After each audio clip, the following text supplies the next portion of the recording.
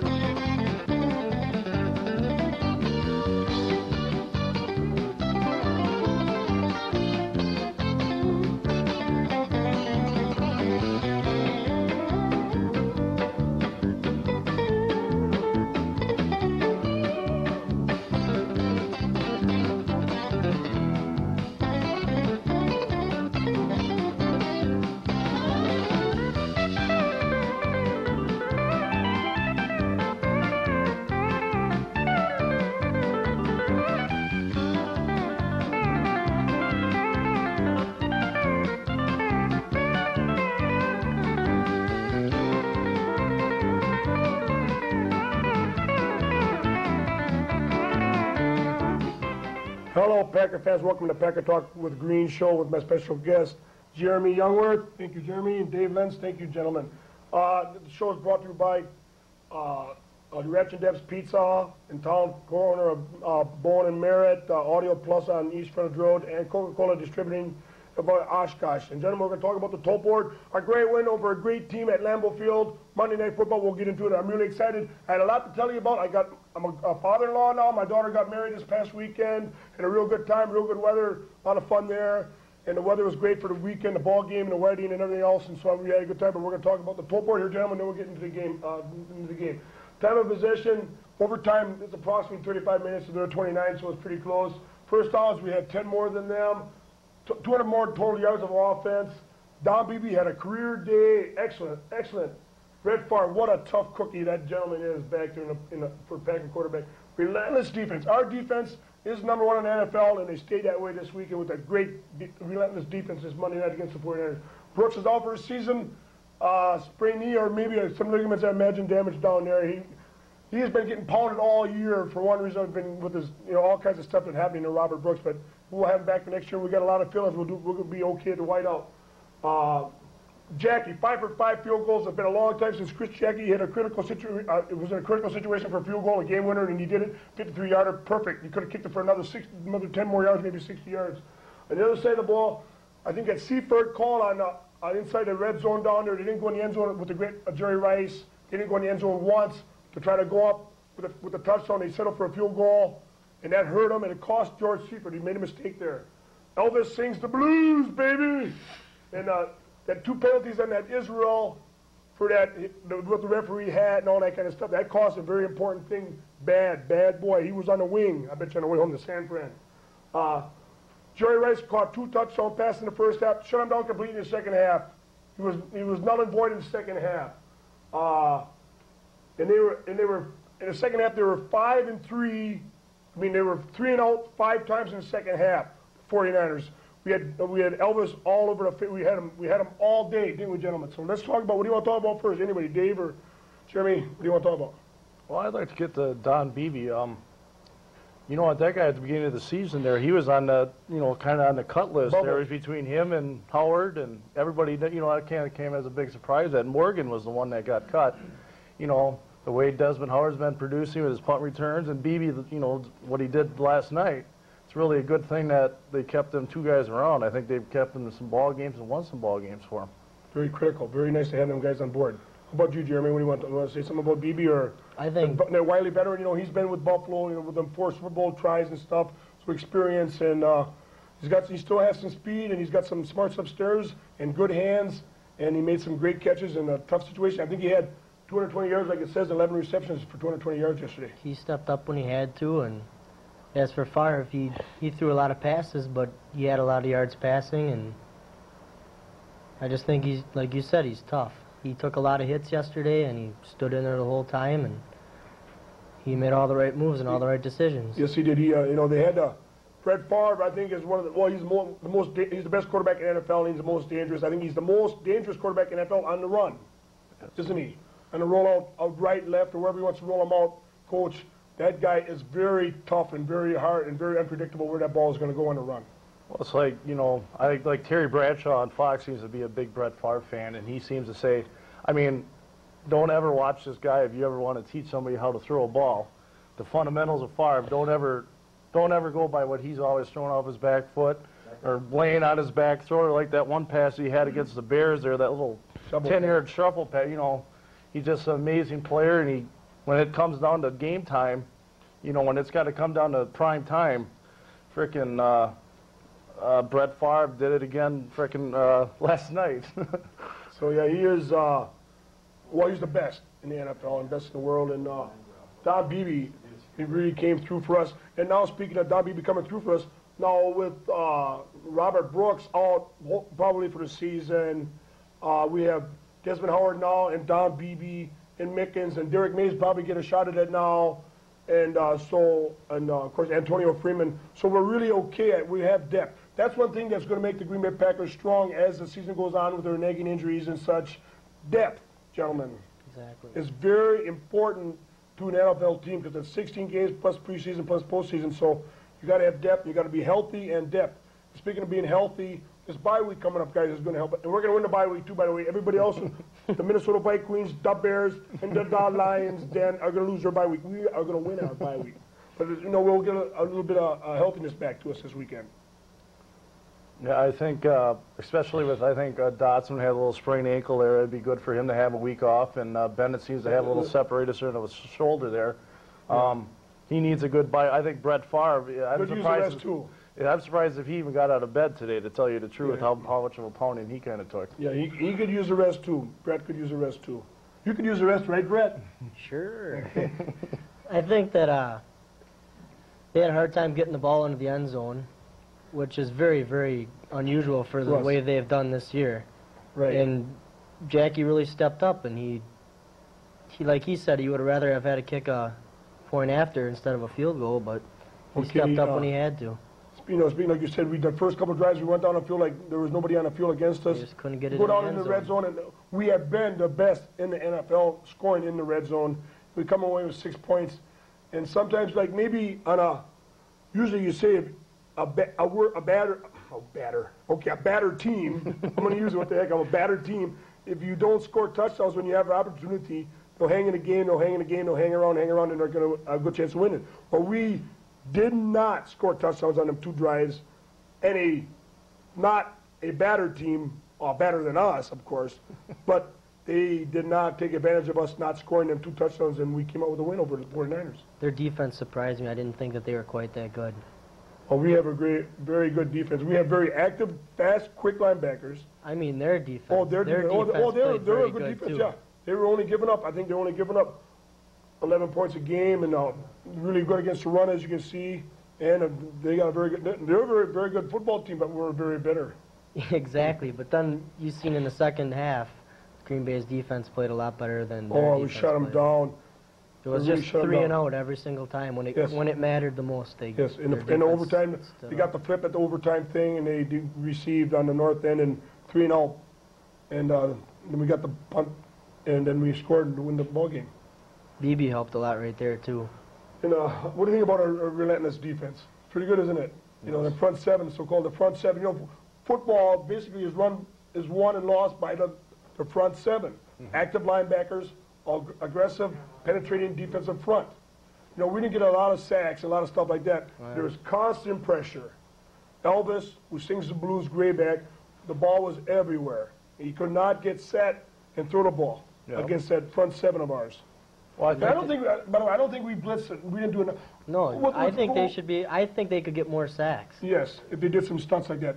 Seems like Leroy or somebody else blitzed it. I think they sent Butler in a couple times, and at one time it really worked on a key third down play. Butler, they didn't quite get the sack, but you know, it hurried Elvis, and he couldn't get the pass off, and that forced the punt.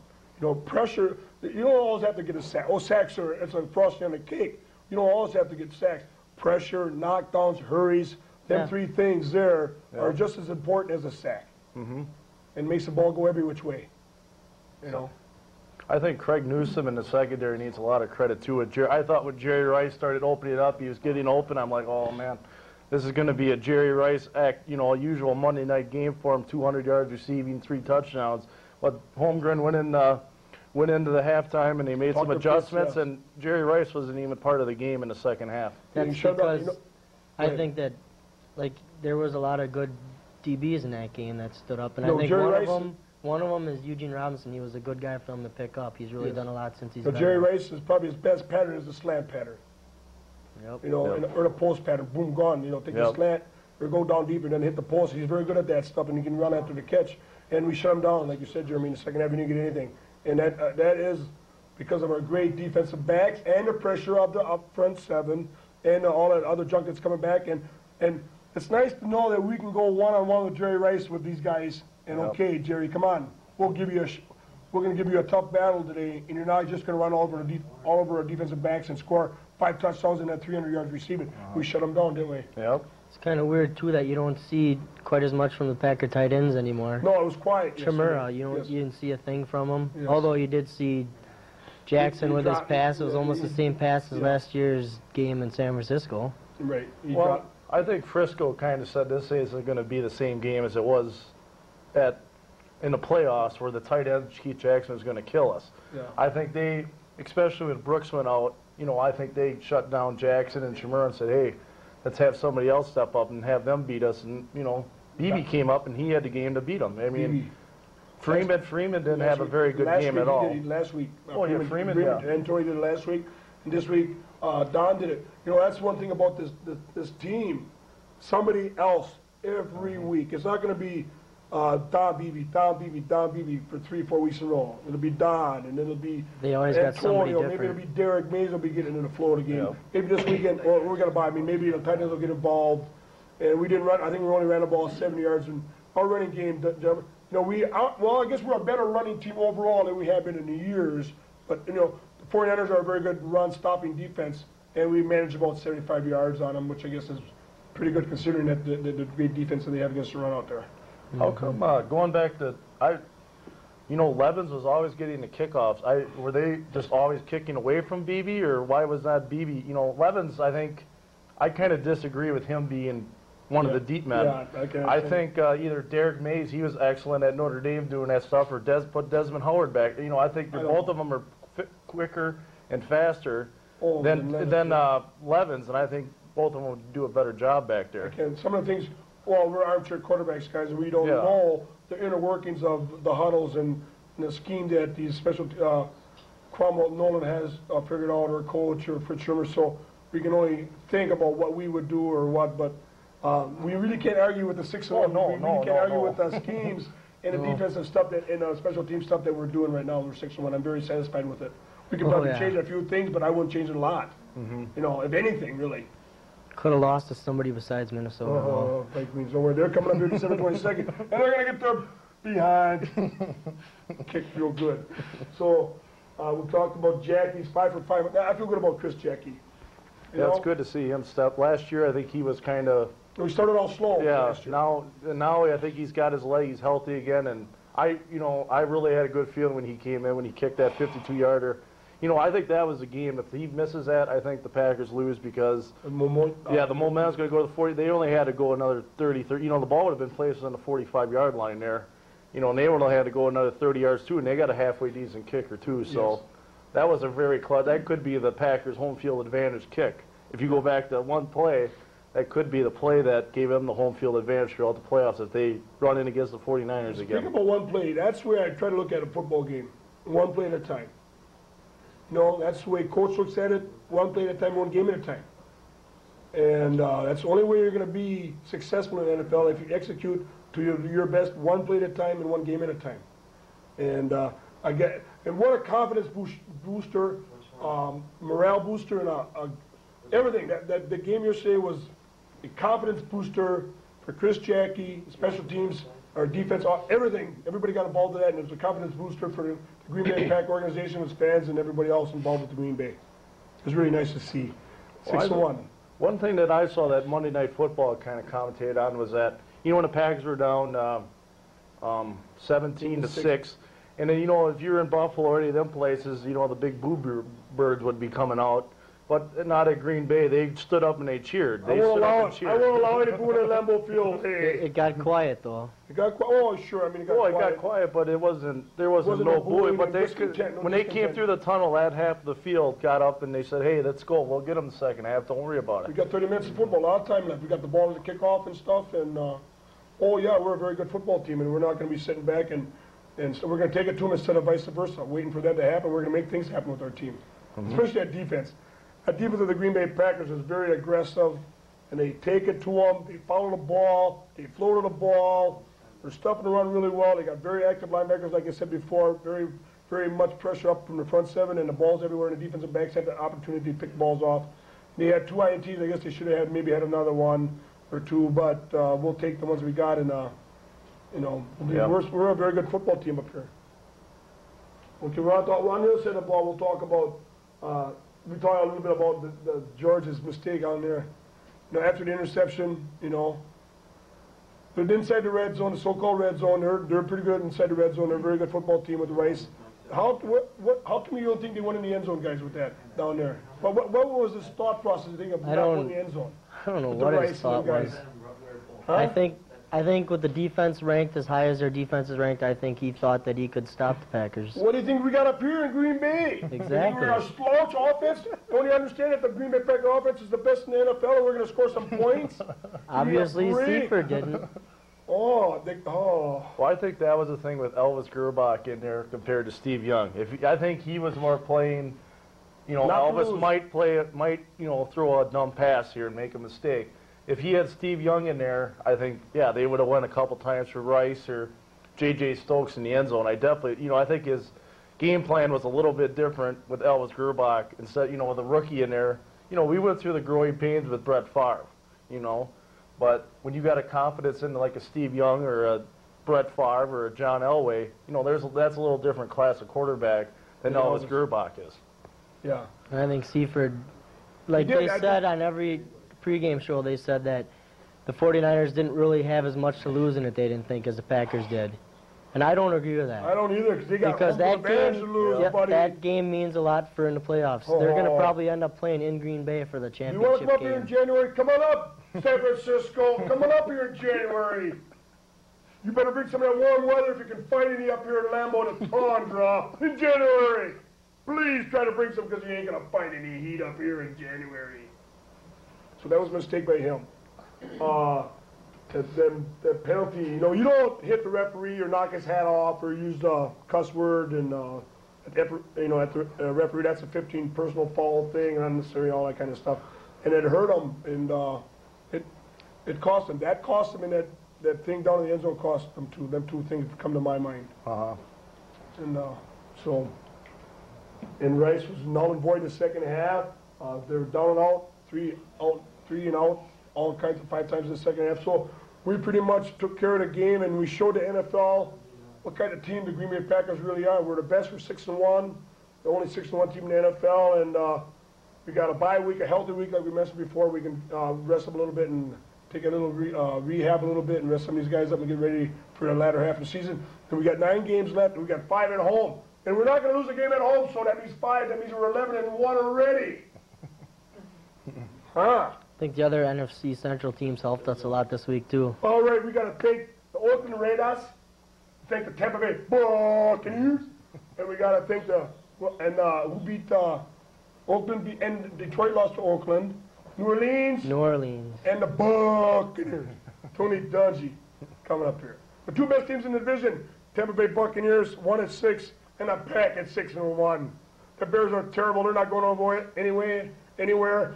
Minnesota's a bogus 5-2. They'll And the self-destruct. Detroit Lions they're too inconsistent. They're not going anywhere either. So I think the only team out of the Central that's a real kind of not a contender for the Super Bowl, but a contender for the playoffs is the Detroit Lions. Yes. Minnesota, I don't think is a very both very just good 5-2. team. They're They very- do have an easy schedule, though. Yeah. But they've been known to self-destruct, and they did it against the Giants, and they just did it against the Bucs. So Yeah, they're very, they're just, can't win on the road. Yeah. No, that's what, speaking about that, Jimmy, winning on the road, the 49ers are a very good road team to have, but you don't go to win Super Bowls like them guys have done, or the Cowboys have done without winning on the road. And that's what the thing the Green Bay Packers are going to be this year, is going to be winning on the road. We got 2 games at home after the bye, of course. Then we go on our second, third game, 3-game road trip with Kansas City, the Cow Pies, and the St. Louis Rams down there.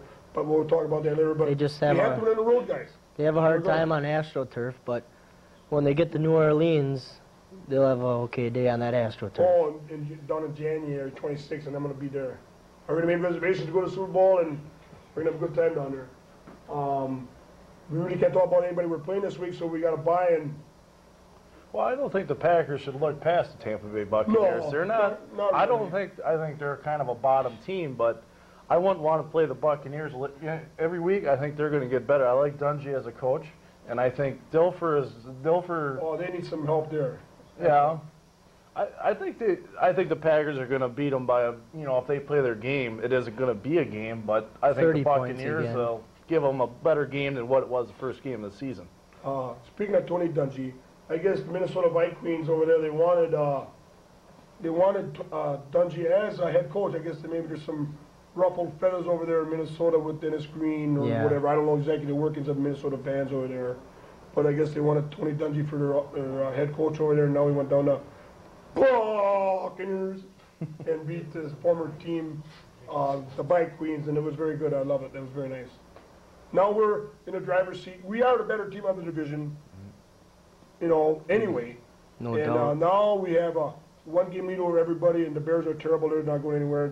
So the Bike Queens and the Lions are our 2 competitors that we have in our division, and we're going to push them aside as we go up to the I don't even to the think NFC, there's- NFC Central. The only thing that any other team in the NFC Central has that's better than the Packers is an easy schedule. Right. And the Packers, that's the only way anybody would ever be able to keep up with the Packers right now is because they would have an easier schedule than the Packers. Right. They're going to have a tough game when they go to Arrowhead, Yeah. but they're going to still beat them. Okay, you win football games by having a great defense and a great quarterback. When we go down to Arrowhead in a couple weeks, well, 3 or 4 weeks, whatever it is, we have a better quarterback than Sonny Bono. Or is it Steve Bono, whatever his name is down there, Sonny and Sheriff Bono. They have our defenses will probably be even, Steven. Yeah. And we have a better quarterback. They have home field advantage, so it'll probably be a close game, defensive battle, and maybe the Should last be. team who scores, has the ball, will win this ball game. But if Pittsburgh can beat them, Green Bay can beat them. Yes.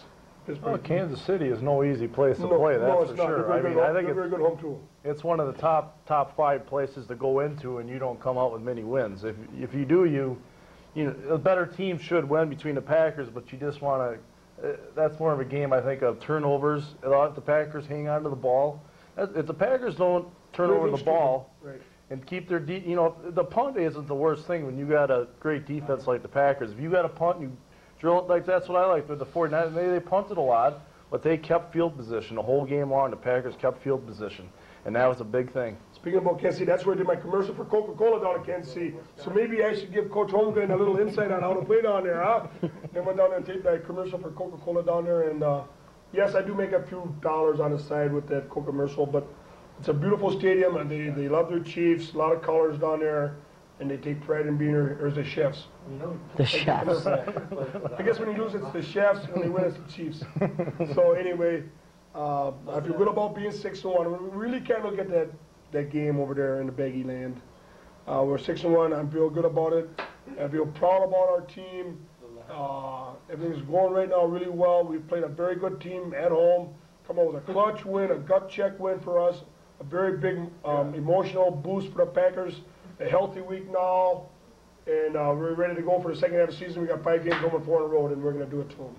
Starting the Tampa Bay Buccaneers. So anyway, what do you think about what else? You want to say hi to somebody? You can say hi to people tonight if you want to say hi to anybody. See, gentlemen. Say hi to Brett Hartman. I know he's. Come on, Jeremy. Hey, Brad. I'll say hi to all my brothers and all my friends. Speaking of, I went to school with some of his brothers. He's got twin brothers, Jim and John Lanza. And I don't know. I don't think I went to school with Bill. I don't know. Well, I have 7 older brothers, Yeah, so 7 older brothers. So there's I a know lot you of us. You got a lot of. His uncle Charlie was one of my teachers, of course. He taught me how to drive. But when he taught me how to drive, back then I didn't know where I was going. But now when he teaches me to drive, I just go to north of Green Bay. Let's go north of Green Bay. I gotta say hi to my roommate D Cheese and Rob. D Cheese? He's the biggest Packer fan, besides you. Okay, I was gonna say.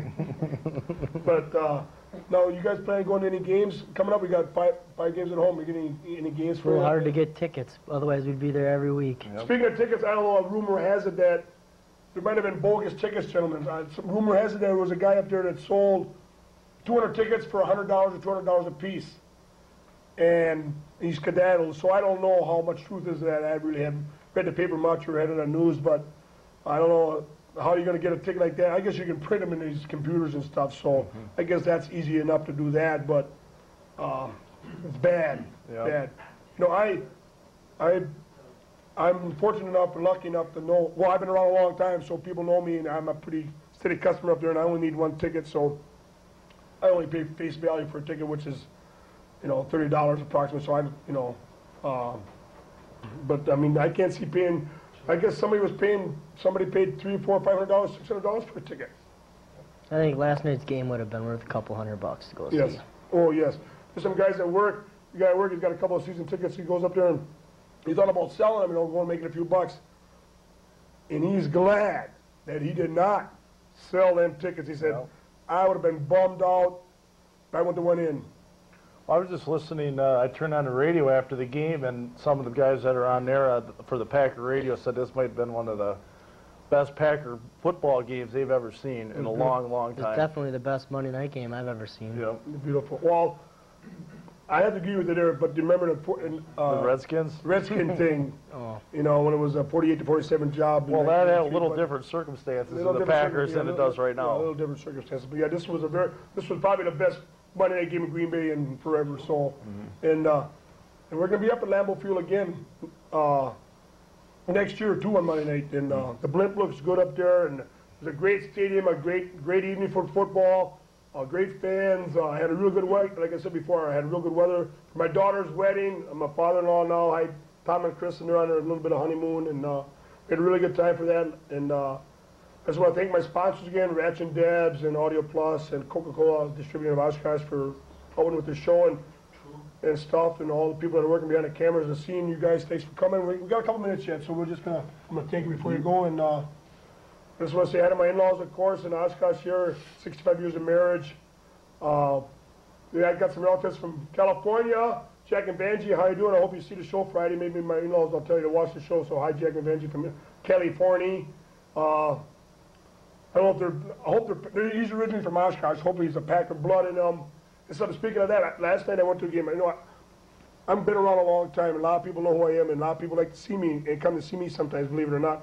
People from Australia came to see me, and I have people that they come to football games from other states and stuff. They try to see the Green Man, and it's really nice to know that there's people out there that try to find me and look for me. Yeah. Well, And, there's Packer fans all over the country because I was at work and I talked to a guy and he came back from Seattle when they were at Seattle and he said there wasn't that many Packer fans from Wisconsin. It was just Packer fans from Wyoming or Oregon or Washington. There's just Packer fans from all over the There country. wasn't a lot of point. I don't think I've seen no more than 100 49er fans. So we got 30 seconds. I guess we got to go. So everybody, thanks for watching the show. It's on Friday at 7 o'clock. Thank you guys for coming. We got a bye week, a healthy week. We'll be here next week. So PACKERS. We're going to win our bye weeks. Bye. Thank you very much. Let's go back. 6-1. Yes, yeah.